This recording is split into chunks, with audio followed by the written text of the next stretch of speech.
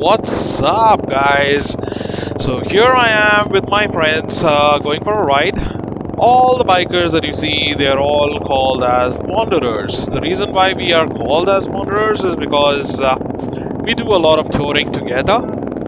And well, this is going to be my 11th MotoVlog. So here are a couple of questions that quite a lot of people asked me in the past.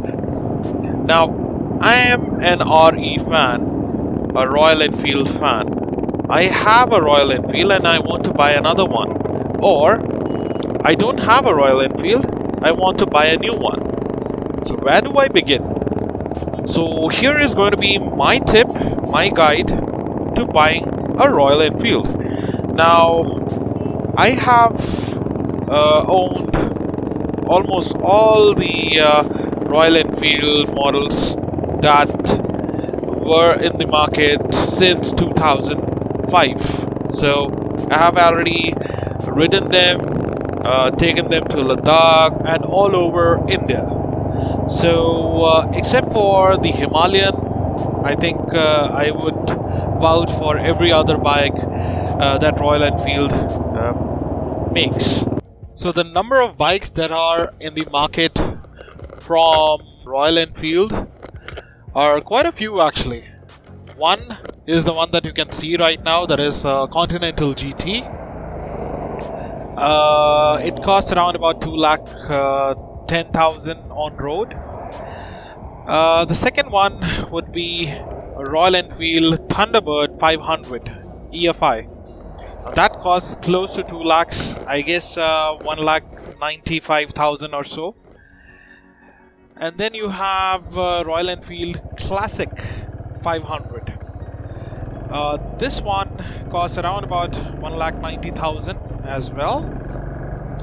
You have two different variants of colors in Royal Enfield, that is Desert Storm and Squadron Blue.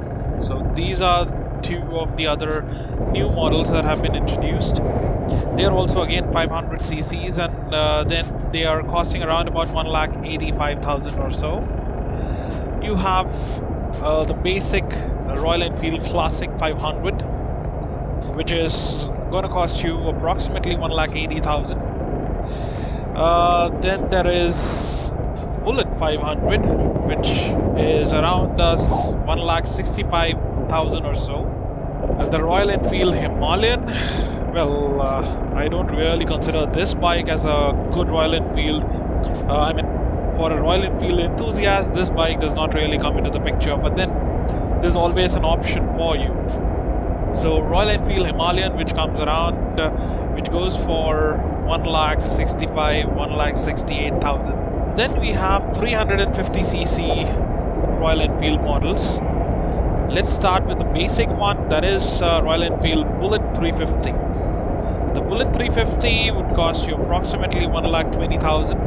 And then there is the Classic 350, which is 1,40,000 or so. And then there is entry-level Thunderbird 350, which is 1.5 lakhs plus. So these are the models that are available in the market today. Now let's begin with the Continental GT. Now this bike, you need to be around about 5'7", 5'8", to actually sit on it correctly without having any trouble while you're on a stop, because your foot will not reach the ground if in case you are below that height. This bike is quite lightweight compared to the other bikes. It's around about 184 kilograms. Produces approximately 29 bhp, and it has an engine capacity of 535 cc. It has given me a mileage of approximately 24 kilometers per liter. And overall, in terms of design, the brakes, the performance, this is by far the best Royal Enfield out there in the market. You can literally stop at a dime. You have a really good acceleration. In terms of cornering, you can actually go ahead and dedicate yourself on corners because this bike has got Pirelli tires which are quite grippy and Brembo brakes which will stop you like hitting a brick literally. And this bike is actually for the people who have a taste for cafe racer. It's your wish.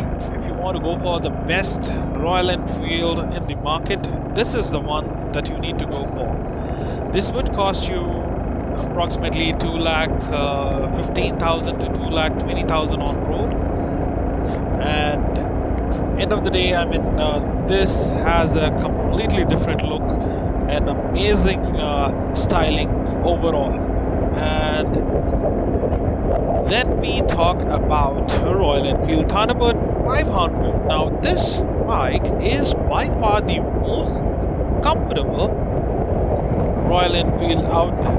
It's a classy design and it's basically used by almost everyone who loves touring. It does not really have a performance the way Continental GT has, but then this is overall a very good bike. It gives you approximately 30 kilometers per liter. It weighs more than the Continental GT, around about 195 kilograms or so.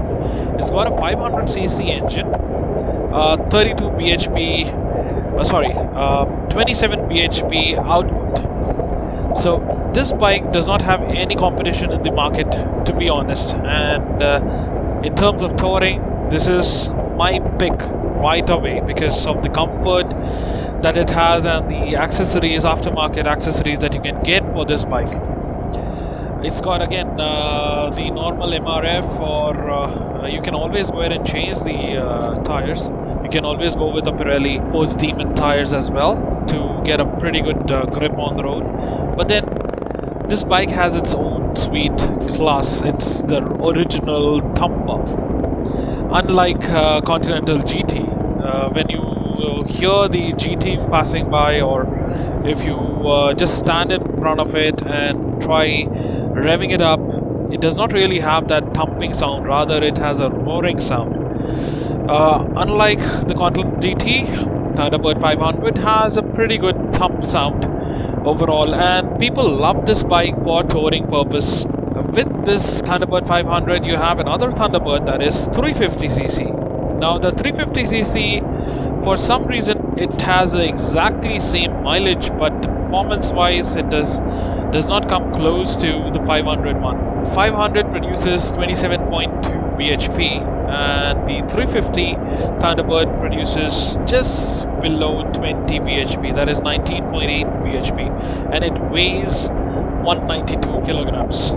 For anyone who loves touring, these are the two bikes that anyone and almost everyone in the biking world in India, at least everyone uses these bikes for tours.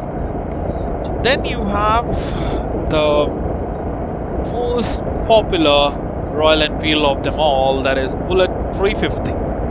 Now this is the entry-level Bullet that you can get. It's the same engine, same configuration that the Classic 350 also has.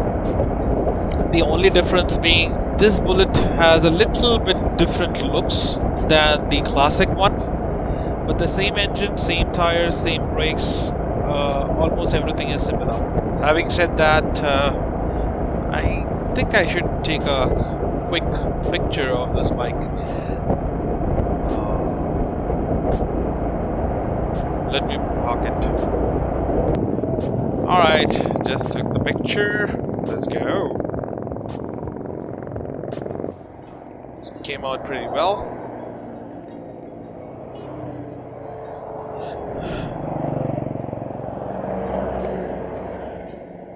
Loving the climate today. It's quite cool.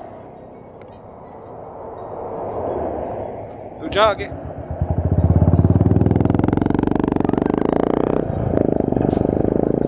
So let me get to the details of both the Classic 350 and the Bullet 350. Essentially the bike is the same, only a little bit of differences, not much. Both are rock solid while riding. and definitely very stable beast on the road. It's one of the most popular models that Royal Enfield has ever produced till date. It just screams like a rocket, slight input of a throttle, and doesn't move a bit. No scary shakes or anything when you're passing a truck, for example, or you're overtaking a bus. It has a seating position it is designed in such a way that the seating position is for more of a city ride and a commuter ride rather than for touring. But then lots of bikers love this bike for touring as well, and the seating position is pretty much similar to that of the 500s as well. So it might be different in looks, but it feels the same. It has that thumping sound, but that traditional thumping sound is missing. But then the new exhaust covers that up.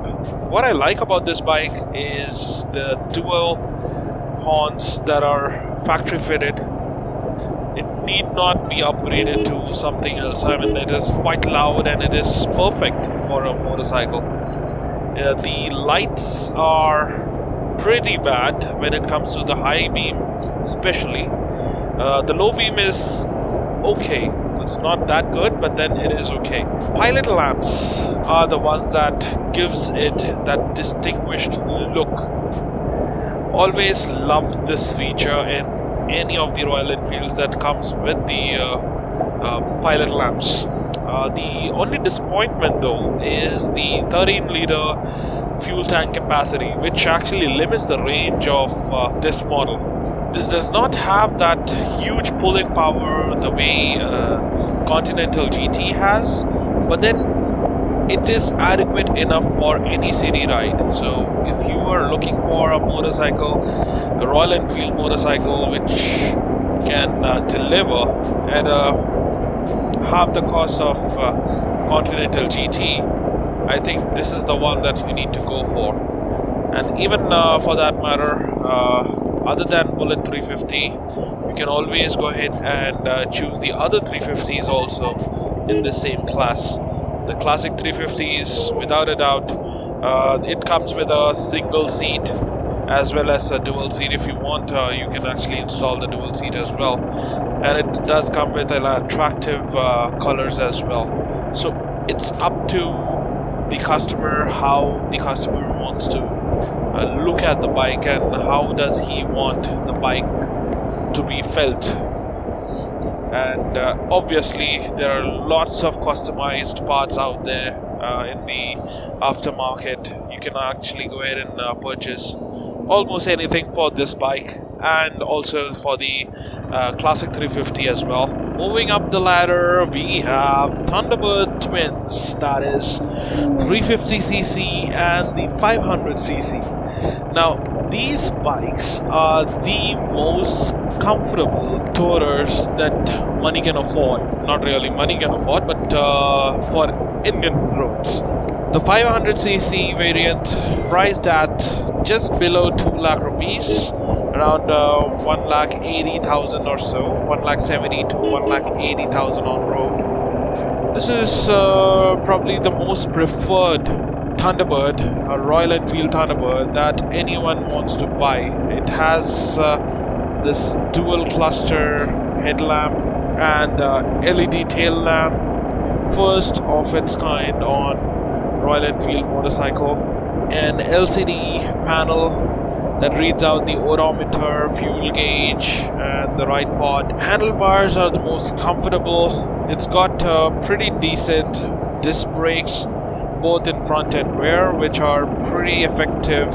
And once again, let me just remind you that almost all the Royal Enfields out there, except for the Himalayan, they are almost none of them are vibration free. So forget about having that smooth ride. That adds the character to Royal Enfield. The 500cc engine, it churns out 27.2 bhp of peak power with a 41.3 Newton meters of torque, and that is very good amount of power for this motorcycle. The Royal Enfield Thunderbird 350 pumps out around about 20 bhp at 5200 rpm. It has a maximum torque of 28 Newton meters, and all of these Royal Enfields have 5-speed gearbox. The fuel capacity of these two models, Thunderbird models, is 20 liters, and it's got a decent range as well. Now, in mileage standpoint, both the motorcycles approximately 40 to 45 kilometers per liter of petrol. The final conclusion is that if you want to go for a cruiser and you have a usage for a lot of highway touring or something like that, then go with the Royal Enfield Thunderbird twins. Anyone would do. And if you want to go for the looks, go with the Continental GT. And if you want to go with a daily commuter kind of a bike, go with Classic 350 or Classic 500, depending on your taste. So as you can see, I have been riding this Continental GT at over 100 kilometers per hour, and I've been cruising all the while. This is what the speciality of Royal Enfield is. I mean, you can cruise at 100 plus kilometers per hour every single time whenever you wish to. Hopefully this information has been helpful to all of you guys. In case you need any further information, just leave a comment down below. Give it a like if you like this video, and do subscribe for more videos in the future similar to this. Adios guys.